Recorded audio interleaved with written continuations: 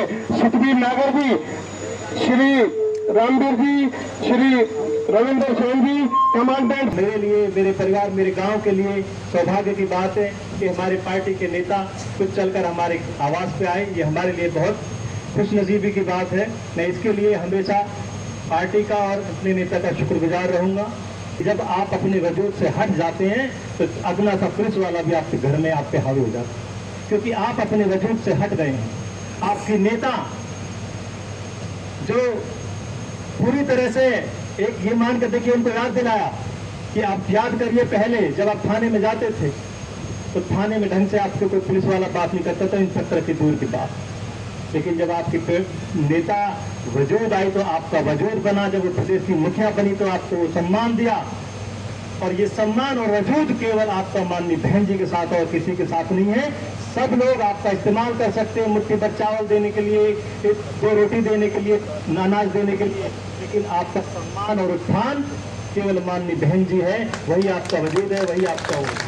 और आज यहाँ किसानों को जो कुछ भी मिला है वो बहन जी की वजह से मिला है। जो नौजवानों को मिला है वो बहन जी की वजह से मिला है। बादलपुर में, उसके क्षेत्र के आसपास के हम चुनाव में जाते थे। चुनाव में खासकर हम बेटी बहन से बात कहते थे कि आप याद करो, अगर बहन जी मुख्यमंत्री नहीं बनती तो आपके घर में आपका कॉलेज नहीं बनता, न ITI बनती, न कॉलेज बनता, आप गाजियाबाद जा नहीं सकते थे, तो आप पढ़ नहीं सकते। आज हमारे जिले में हर घर में अगर हमारी बेटी, हमारी बहन पढ़ रही है तो उसकी वजह है माननीय बहन, वरना नहीं पढ़ सकती। तो ये हमने आह्वान किया और हम ये बात लोगों को हमेशा, माताओं को, बहनों को कहते हैं कि हमारा वजूद और ईमानदारी से जो विकास की राजनीति करनी चाहते हैं, जो समाज को जोड़ने की राजनीति करना। एक तरफ वो लोग हैं जो समाज को तोड़ना चाहते हैं, हिंदू और मुस्लिम को लड़ाना चाहते हैं, जातियों में बांट के हमको आपस में बांटना चाहते हैं। और एक तरफ हमारी माननीय बहन जी है जो भाईचारे की राजनीति करना चाहती है, जो विकास की राजनीति करना चाहती है, जो भुट्टे की राजनीति करना चाहती है।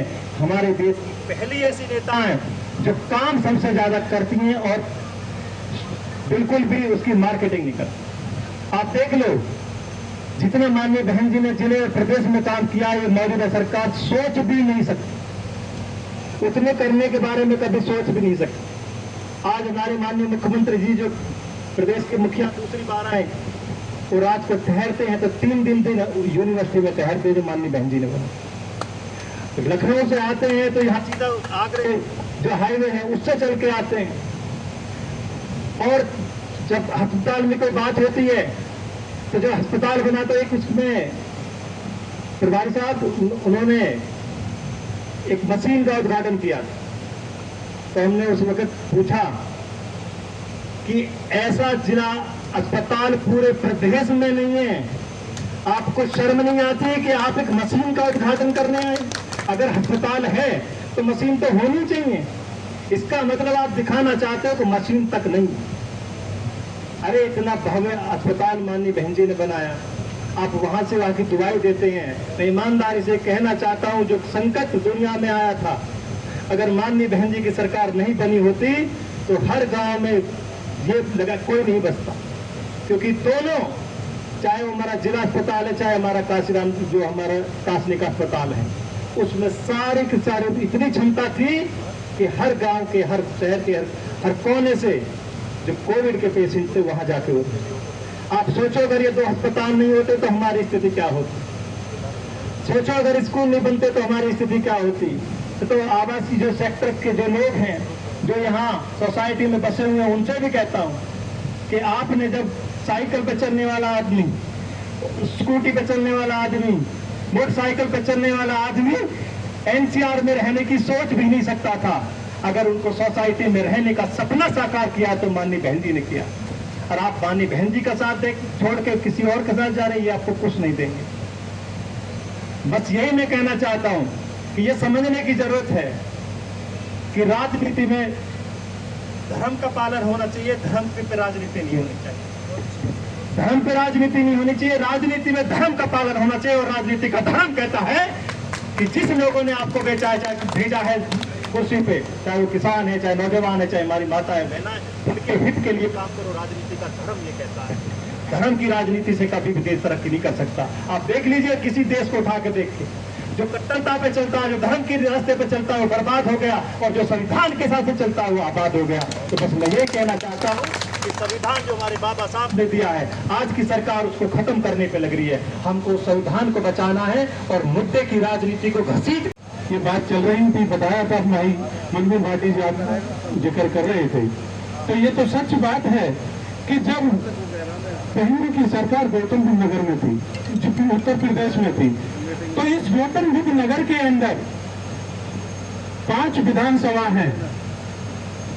उनमें से पहले तो तुम्हारा MP गुजर को बना के भेजा, विधायक तुम्हारे दादरी से तुम्हारे विधायक बना के गुजर बनाया, जेवर से विधायक नरेंद्र भाटी जी को कैबिनेट मंत्री बना दिया, हरीशचंद्र भाटी जी को मंत्री बना दिया, सतीश अवाना जी को मंत्री बना दिया, करतार सिंह नागर को मंत्री बना दिया, और अनिल अवाना जी को विधायक बना करके भेजा। मेरे साथियों, जब कहीं गुजर के मान और सम्मान की बात आती है, तो आदरणीय बहन जी एक ऐसी नेता है जो हमें सबसे ज्यादा सम्मान देती है। अभी उसके बाद पीछे चुनाव हुआ था, मैं लोकसभा यहां से लड़ा, विधानसभा का चुनाव हुआ, विधानसभा में, इस लोकसभा में 5 सीट हैं, 5 सीटों पे एक ऐसी है और एक को ब्राह्मण लगाया था, बाकी 3 सीटों पे गुजरों को दे दिया था और लड़ने के लिए भेज दिया था, जाओ और लड़ो। ये सम्मान गुजरों को मिलता है और ये सिर्फ दंगे देती है। अभी आप सरकार में देख रहे होंगे, बीजेपी की सरकार है, ये मुझे बताने की जरूरत नहीं है, ये आपको पता है कितने गुजरों को टिकट मिले, कितने गुजर मंत्री बने, कितने जिलाध्यक्ष रहे, किसको कितना सम्मान मिला, ये मुझसे ज्यादा बेहतर आप भी जानते हो साथियों। लेकिन जब वोट की बात आती है, जब वोट की बात आती है तो कहीं ना कहीं हम भटक जाते हैं। इस चीज को आप देख लीजिए, जब हम समझ जाएंगे कि हम इतना हमारा सम्मान कहाँ है और कहाँ हमको सम्मान मिलता है, अगर हम वहीं रहेंगे, आदरणीय बहन जी को मजबूत करेंगे और उनके साथ लगे रहेंगे, तो हमको और हमारे आने वाली जो पीढ़ी होगी उनको सबको ये पता होगा कि हमारे बुजुर्गों को और हमारे सबको सम्मान देने वाले नेता आदरणीय बहन जी। साथियों, यहाँ का विकास, यहाँ का जो भी कुछ आज यहाँ बैठे हुए हैं, हम देख रहे हैं, यहाँ शहरीकरण यहाँ देख रहे हैं, इसको गौतम बुद्ध नगर को इंडिया की दुबई कहते हैं, दुबई। ये दुबई बनाने का काम आदरणीय बहन जी कर रहा है।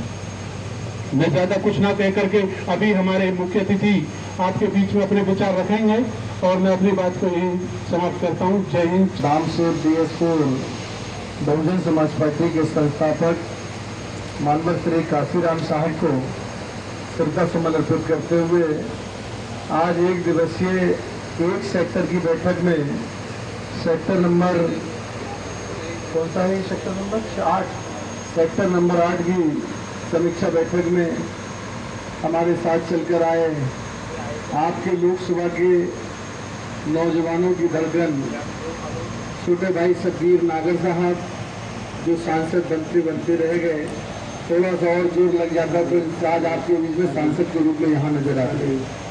थोड़ा सा और इसी के साथ साथ हमारे बीच में दादरी विधानसभा से बहुत मजबूती के साथ जब ये चुनाव हो रहा था तो पत्रकारों के साथ साथ LIO के लोग भी हमसे कह रहे थे दादरी पहले नंबर की सीट जीतकर आपकी आएगी। तो मैं सोच रहा था चलो ये फाइनल हो गया। उस जगह भी आप लोग थोड़ी अपनी चूक करके अपने बीच के लोगों को नहीं, संघर्षशील लोगों को पैदा नहीं कर पाए। ये BSP पार्टी की नहीं, हमारी और आपकी नादानी रही। ला के रखा इस देश के अंदर कि कश्मीर से कन्याकुमारी तक हिंदू, मुस्लिम, सिख, ईसाई, बौद्ध, पारसी, हर मजहब, हर धर्म के लोग इस तरीके से रहते थे कि देश के अंदर एक सोने की चिड़िया कहा जाता था, सोने की चिड़िया कहा जाता था इस भारत देश के अंदर। आज मैं आपको कहना चाहता हूं, इस जहर को घोलने का काम इस देश के अंदर किसी ने किया है तो भारतीय जनता पार्टी ने किया है और होकर होता है। इसलिए मैं आपसे कहना चाहता हूं, अगर मेरी बात सही है तो आपको थोड़ा बदलना पड़ेगा। जो बीजेपी आपकी भी बहुत घोर विरोधी है, केवल देना चाहती है और ये मालूम है ये धर्म के नाम से नहीं लड़ा रही, अब तो जातियों के नाम से लड़ा रही, गुजर को ठाकुर से लड़ा रही। मैं गलत कह रहा हूं, बता दो आप, सहारनपुर में देख लो, एक जहां इनको जो वोट नहीं मिलता है उस जाति से उसको लड़ा देते, जहां मुसलमान जाता है वहां हिंदू मुसलमान करते, जहां हिंदू वहां मुस्लिम ज्यादा हो वहां हिंदू मुसलमान करेंगे, जहां जिस जाति के खिलाफ होगा उस जाति से झगड़ा करा देंगे। ये केवल तोड़ के सियासत करते हैं, ये केवल तोड़ के सियासत करते हैं और बहुजन समाज पार्टी जोड़ के सियासत करती, इतना फर्क है बस। इसलिए मेरी आपसे अनुरोध है, गुजारिश है कि इस बार जो फूटा और अपने साथ अपने वोट के साथ हर इंसान की जिम्मेदारी है कि एक वोट के साथ 5-5, 6-6 वोट अपने साथ लेके चलो, जब जाके आप कामयाब हो पाओगे। क्योंकि ये कॉलोनी में जो वोट बस रहे ना, क्या ये कोई ऐसा तो नहीं है कि ये आसमान से आए, ये भी तो इंसान है बेचारे, ये भी तो ट्रांसफर और पोस्टिंग करा ले, गुलाम पैसे वालों की बन रहेंगे। भाजपा गुलाम बना रहे हैं, चाहे विधायक हो चाहे सांसद। में दावे के साथ कह सकता हूं, मेरे साथ बड़े बड़े मंत्री जो बीएसपी से गए, जब मुझसे अकेले बात करते तो कहते हैं कि राइन साहब यहाँ किसी की इज्जत नहीं है, हम मंत्री जरूर है, हम विधायक जरूर है, मैं सांसद है, हमारी औकात नहीं है अपने समाज का ट्रांसफर और पोस्टिंग करा लें। बसपा में इतनी जो थी कि अगर हमारे समाज का सांसद भी है, मंत्री नहीं है सांसद है, तो अधिकारी रहता था इनकी समाज का सांसद है, इनका काम कर दो, नहीं ऐसा नहीं हमारा ट्रांसफर करा दे दो, इतना तो खौफ रहता था। आज तो आपका खौफ ही खत्म हो गया। आप कह रहे हम सांसद बन गए, विधायक बन गए, हमें चुने हुए, वही नहीं है। मैं आपको दावे के साथ कह सकता हूं, कोई हैसियत आप कह देना कि 10 नौकरी हमारी लगवा दो, कोई भी सांसद एमपी एमएलए से कह देना जाओ 10 नौकरी लगवा दो, 5 नौकरी लगवा दो, अगर वो लगवा के और वो कह दे कि अधिकारी के ट्रांसफर करा दो, करा दे, तो जो कुछ को वो हार जाएंगे। हमें मालूम है, जहां उनका आरएसएस का लेटर और डीजीपी का लेटर मुख्य द्वार से जाता है, उसी की बात सुनी जाती है। आपकी